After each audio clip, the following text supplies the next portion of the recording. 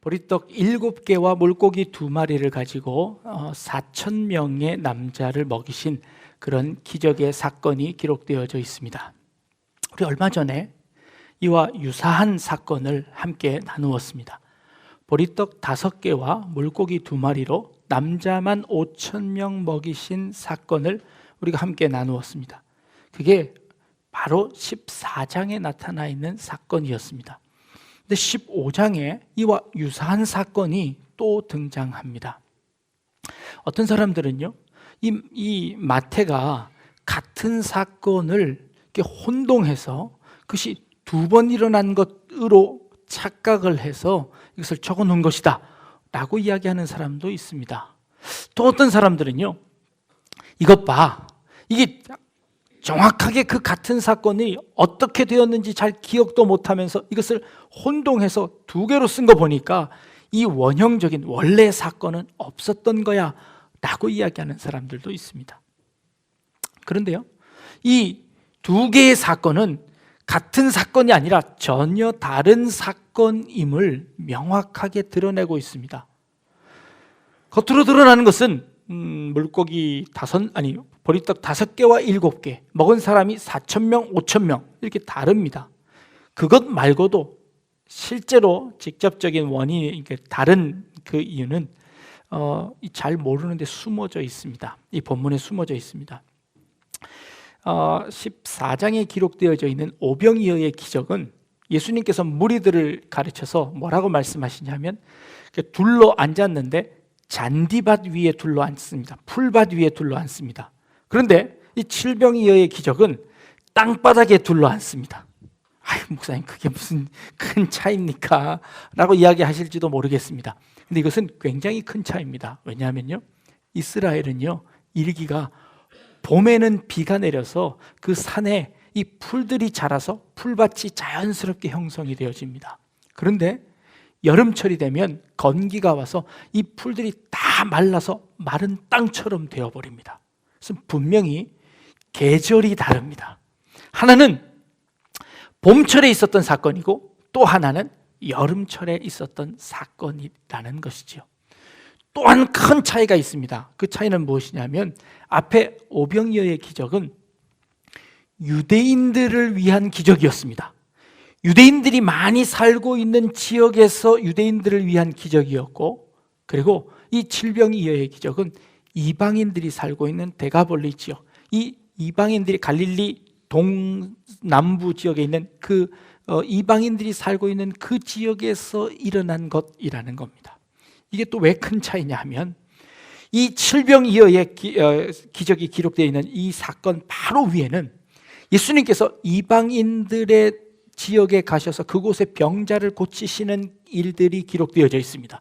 그리고 그 바로 전 사건은 무엇이냐면, 우리가 지난주에 살펴봤던 수로보니게 여인, 가나안 여인의 어린 딸을 고쳐주는 사건을 기록하고 있습니다. 이 말은 지금 이 3가지에 연이어서 기록되어져 있는 사건은 이방인들을 위해 일어난 사건들을 기록하고 있다는 것입니다. 이 순서는 마가복음에서도 동일하게 등장합니다. 반면에 이 오병이어의 기적이 있고 나서 그 다음에 일어났던 일들이 병자를 치유하는 사건이고, 또 예수님께서 물 위를 걸어가시는 기적을 보여주셨습니다. 제자들에게. 3가지의 연이은 사건은, 이것은 유대인들을 위한 사건이었습니다. 유대인들을 위한 기적과 병고침과 그리고 그들을 먹이는 이 사건이 이어서 3개의 사건이 이루어지고, 그리고 이방인들을 위한 사역의 3개의 사건이 연이어서 기록되어집니다. 이것은 마태가 그런 의도를 가지고 이 마태복음을 기록했다는 것을 알 수 있습니다. 재미있는 것은요, 이 3가지의 사건 가운데 기록되어져 있는 사건입니다. 이 3개의 연이은 기적 사건과 그 사이에 어떤 사건이 있냐면, 장로들의 전통에 관한 오해를 풀어주었던 사건이 기록되고 있습니다. 제자들이 손을 씻지 않고 음식을 먹자 바리새인들과 사두개인들이 와서 그 제자들을 책망하며 예수님께 항의하는 그런 장면이 나옵니다. 그때 예수님께서 그 바리새인과 사두개인들에게 대답하셨던 것, 무엇이 율법이냐, 무엇이 하나님의 뜻이냐, 하나님께서 말씀하신 그 율법보다 그 율법 속에 담겨져 있는 그 의미가 훨씬 더 중요하다. 그 형식보다 그 안에 있는 내용이 중요하다라고 말씀하시는 이 율법을 뒤엎는 그런 혁신적인 혁명과 같은 그 말씀을 하신 그 사건이 가운데 기록되어 있습니다. 그리고는 이 가운데 사건을 들어서 유대인과 이방인들에게 동일하게 베푸시는 기적의 사건들을 기록하고 있다는 겁니다. 유대인들은 자신이 유대인이라고 생각해서 자부심을 가졌습니다. 온 우주 만물을 만드신 분이 하나님이신데 그 하나님이 나를 선택하셨습니다. 우리를 선택하셨습니다. 그러니 우리는 이 전 세계에서 유일한 민족입니다 라는 자부심을 가지고 있었습니다. 그런데 예수님께서 말씀하시는 것은요, 그 자부심이라는 것, 그 하나님의 선택이라는 것이 도대체 무엇을 위한 선택이냐라고 물어보시는 것입니다. 너희를 선택한 이유는 너희가 잘나서 선택한 것이 아니라 너희를 통해서 하나님이 누구신지를 보여주어서 그 하나님을 믿고 하나님을 찬양하는 모든 사람들에게 같은 은혜를 더하여 주실 것이다 라는 그 하나님의 사랑을 전하기 위한 도구로 너희를 선택한 것이지 너희가 잘나서 선택한 것이 아니다. 그러니 너희의 그 삶 속에 너희를 부르신 그 뜻 속에 담겨져 있는 하나님의 뜻을 깨달아라 라고 하신 말씀이었다는 것이지요. 그런데 유대인들이 그것을 이해하지 못했던 것입니다. 이 세상에서 가장 훌륭한 종교는 어떤 종교일까요? 종교학자들이 종교를 연구하면서 세상에 많은 종교들이 있습니다. 그 중에서 가장 고등 종교라고 하는 그 기준을 몇 가지를 정했습니다. 그 기준은, 첫 번째 기준은 이렇습니다. 여러 신을 섬기는 종교보다는 유일신을 섬기는 종교가 더 고등 종교이다 라고 정의를 내렸습니다. 그도 그럴 것이 이신 저신 다 여러 신들을 섬기는 그런 종교보다 그 중에서 가장 탁월한 한 신을 섬기는 종교가 조금 더 발달되어진 고등한 종교다라고 정의를 내렸습니다. 그러고 보니까 유일신을 섬기는 종교가 몇 있습니다. 유대교, 이슬람교, 그리고 기독교가 있습니다.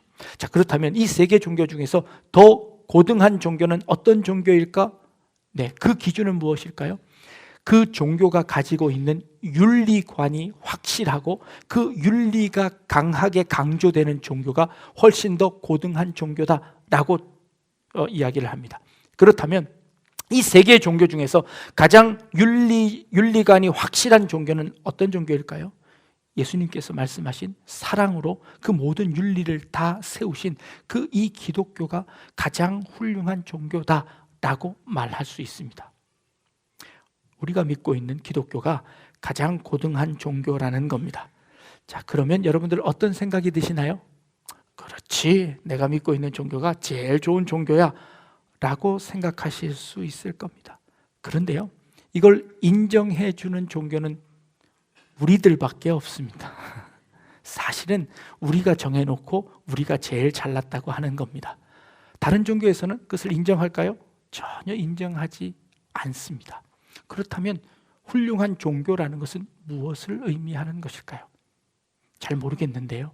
그런데 이 기독교 안에서 우리가 하나님을 찾아서 발버둥치던 이 역사들을 살펴보면 이 큰 뜻을, 어떤 종교가 옳은 종교인지를 우리가 조금 이해할 수 있게 되어집니다. 하나님을 잘 섬긴다는 것은 무엇을 의미할까요? 하나님을 잘 섬기려면 하나님의 뜻을 알아야겠지요. 하나님의 뜻을 알면 하나님께서 내게 그 뜻을 가르쳐 주시면 우리는 그 하나님의 뜻을 정확히 알아서 그 하나님의 뜻대로 살 수 있겠지요. 그렇다면 하나님께서 우리에게 하나님의 뜻을 정확하게 가르쳐 주실 수 있는 방법은 뭘까요? 하나님께서 우리에게 직접 말씀해 주시면 제일 정확합니다. 하나님의 그 말씀을 들을 수 있는 방법은 뭘까요? 예전부터 이 하나님의 말씀을 듣기 위해서 많은 사람들이 노력했습니다.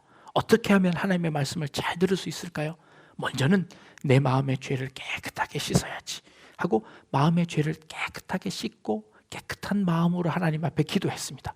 네, 그랬더니 하나님의 음성이 더 잘 들리는 것 같았습니다. 그런데요, 마음을 깨끗하게 하는 것이 쉽지 않습니다. 순간순간 유혹이 오고 순간순간 죄가 생각났습니다. 그래서 내가 깨끗하게 하나님과 그 일치되어지는 하나님의 뜻을 알 수 있는 그 경지까지 잘 도달하기가 너무 힘든 겁니다. 그러면 어떻게 하면 좋을까요? 그래서 사람들은 금식 기도를 합니다. 40일 동안 금식을 해서 내 삶을 아주 경건하게 만듭니다. 거기서 더 나아가 내 몸을 학대해서라도 내가 죄를 생각나지 않도록 내 몸을 학대해서 주님 앞에 겸손하게 나아갑니다. 이게 기독교 역사 가운데 신비주의적인 전통으로 이어집니다.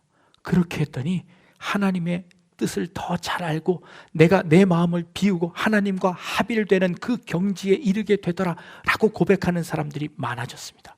그리고 그 사람들은요, 지금 이렇게 많은 사람들이 살고 있는 이 속세에서는 그 일을 이룰 수가 없으니 나는 저 산속으로 들어가서 하나님과 하나 되는 경험을 하고 싶습니다 하고 사람들이 산속으로 들어가기 시작했습니다.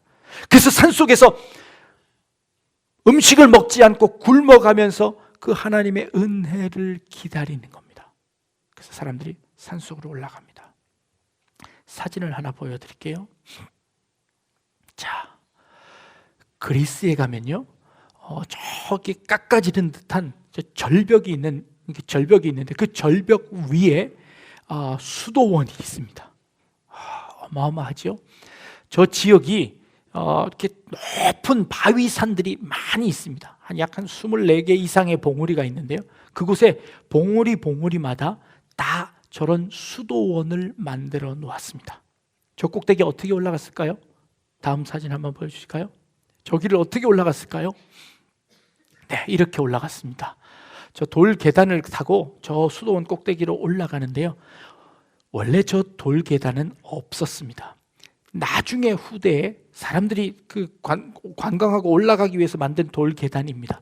원래는요, 돌 계단이 없이 그 돌을 짚고 올라가는 겁니다. 그리고 밧줄 하나를 착 걸어서 그 밧줄을 타고 올라가면 밧줄을 걷어 올립니다. 올리고 나중에 밑에서 먹을 것을 주면 그 밧줄에 묶어서 이렇게 올리는 겁니다.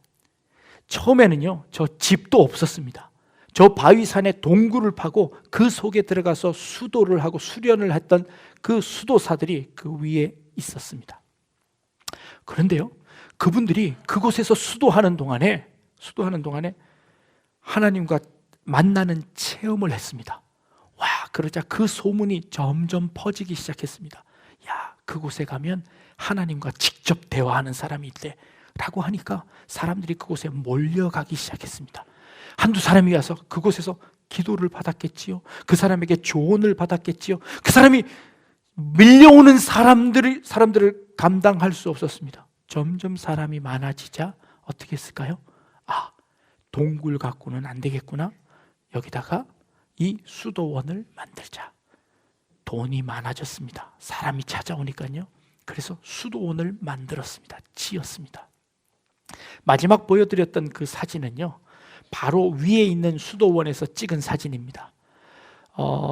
이 정설은 아닌데요, 그 가이드가 이렇게 설명을 해주는데요, 요 밑에 있는 수도원은요, 원래 이 위에 있는 수도원에서 같이 수도하던 수도사가 두 사람이 싸워가지고 한 사람이 밑에 가서 개척한 거랍니다.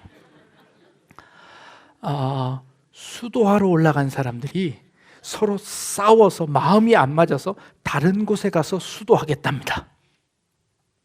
그렇게 해서 24개가 만들어졌습니다. 나중에는요, 이 수도원들이 그 절벽 밑에 있는 땅들을 소유하기 시작했습니다. 부자가 되었습니다. 그리고는 그곳에 그렇게 아름다운 수도원을 지었습니다. 여러분 상상해 보십시오. 계단이 없는 그곳에 벽돌을 지고 올라가서 거기서 일하려면 얼마나 많은 돈이 들어갈까요? 얼마나 많은 인부들이 그곳에서 고생을 했어야 할까요? 그런 수도원을 지었습니다. 처음의 시작은요, 동굴에서 다 버리고 하나님만 만나면 되어집니다. 하나님만 만나면 됩니다. 라는 마음으로 찾아갔던 그 사람들이 그 신비주의적인 그 하나님과 체험하고 하나님과 하나 되어지는 그 기쁨을 누리기 위해서 올라갔던 그 사람들이 결국에는 인간의 욕심으로 말미암아 저렇게 아름다운 수도원을 짓고 말았습니다. 타락하고 말았습니다. 그러자 사람들이 이제 반동이 생겼습니다. 야, 그게 믿음이 아니야. 그게 신앙이 아니야. 참된 신앙은 그런 것이 아니라 이 세상에 살면서 이 사람들과 함께 뒤섞여 살면서 누리는 것이 참된 신앙이야. 윤리와 도덕을 강조하기 시작했습니다. 사회 참여를 강조하기 시작했습니다. 정치적 변혁을 강조하기 시작했습니다. 그래서 데모를 하고 그 사람들에게 참된 진리와 윤리를 가르치는 그런 종교로 반동적으로 나타나기 시작했습니다. 혼자 가서 그렇게 수도하는 것이 도대체 이 세상을 위해서 무엇이 유익합니까? 우리 기독교는 세상에 나가야 합니다 하고 세상으로 가서 사회 변혁을 위해서 이 운동을 하는 사람들이 많아졌습니다. 그리고 예수님께서 하신 말씀들은 다 그런 의미이지 그런 기적이 중요한 것이 아닙니다. 신비적인 체험이 중요한 것이 아니라 예수님의 말씀을 듣고 이 사회에 나가서 말씀대로 살아야 하는 것이 중요합니다 라고 말하기 시작했습니다. 그 대표가 우리가 잘 알고 있는 슈바이처 박사입니다. 슈바이처 박사는요, 아주 똑똑한 사람입니다. 그 사람은요, 철학 박사를 먼저 받았습니다. 그리고 얼마 안 있다가 신학 박사를 받습니다. 그리고 그는 이 박사학위가 2개인데도 불구하고 올겐을 아주 잘 치는 연주자였습니다. 그래서 교회에서 혼자 이 올겐을 연주하는 그 연주자였습니다. 거기에 더 나가서 자기가 소리를 만들고 싶어서 이 올겐을 자기가 직접 제작했습니다. 올겐을 제작할 수 있는 능력을 가진 사람이었습니다. 거기다가 의학 공부를 해서 의사가 되었습니다. 그리고 아프리카로 가서 그 의술을 가지고 어려운 사람들을 도와준 사람입니다. 대단한 사람입니다. 그런데요, 그분이 쓴 그 신학 박사 학위의 논문에 이 예수님에 관한, 예수님의 그 연구에 관한 논문이 있습니다. 조금 읽어보았는데요, 거기에 이렇게 기록하고 있습니다. 예수님께서 하신 말씀은 이 안에 있는 기적적인 모든 것들은 후대 사람들이 다 첨부한 것이고, 원래 예수님께서 하시는 것은 예수님이 하신 말씀들, 예수님이 살아오신 삶이 중요한 것이지 그 안에 기적적인 것들은 이 삶을 더 돋보이게 하기 위한 후대 사람들이 다 집어넣은 것이니까 이 기적은 다 빼버립시다.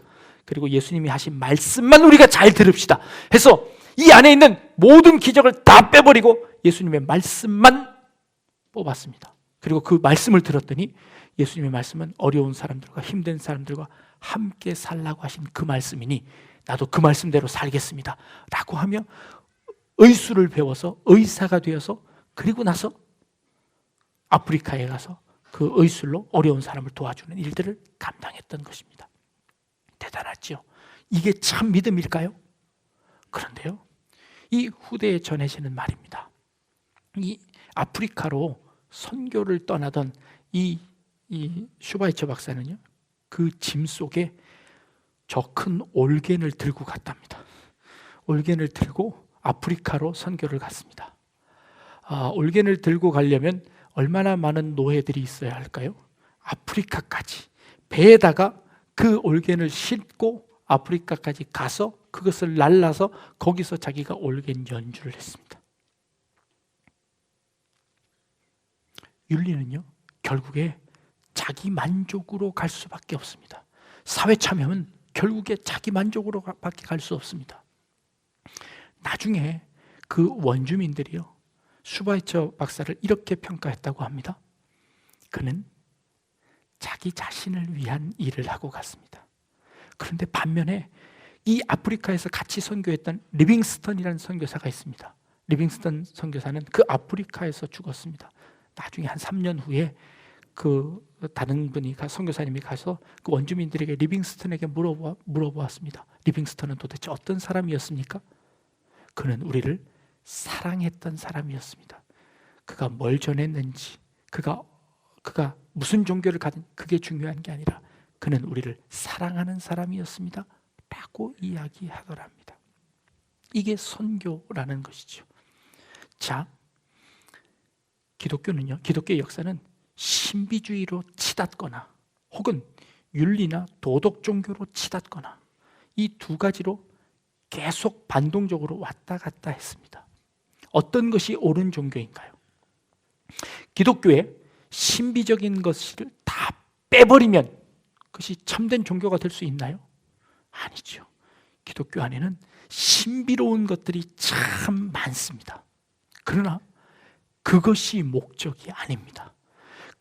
예수님께서 기적을 많이 베푸셨습니다. 그러나 예수님의 목적은 기적 자체에 있지 않습니다. 기적은 항상 무언가를 가르치는 사인에 불과합니다. 그렇다면 그 사인에 불과한 것이니 그거 다 빼놓고 우리는 윤리와 도덕과 사회적인 책임만 다 감당하면 될까요? 그것은 도덕이고 윤리일 뿐이지 그것은 종교가 될 수 없습니다. 그것은 참된 종교가 될 수 없다는 겁니다. 그러면 도대체 참된 믿음은 무엇일까요? 참된 믿음은 무엇일까요? 우리는 이 둘 사이에서 교묘하게 줄타기를 해야 합니다. 이 둘의 중간에 있어야 합니다. 기독교는 신비를 포함합니다. 그렇다고 윤리를 버리지 않습니다. 윤리만을 택하는 것이 아니라 이 윤리를 포함하며 그 윤리를 뛰어넘는 신비를 포함하고 있습니다. 도대체 그러면 기독교의 정체는 무엇입니까? 라고 말한다면 모른다고밖에 할 수 없습니다. 우리는 그 중간에 있습니다. 도대체 그 중간이라는 것이 도대체 무엇입니까? 그 중간은 항상 애매합니다. 그런데요, 그 애매함이라는 것은 그저 애매함을 드러내는 것이 아니라 그 모호함, 그 애매함 때문에 그 깊이가 더 깊은 것입니다. 그 모호함 속에 그 드러나는 그 깊이가 바로 기독교의 신앙입니다.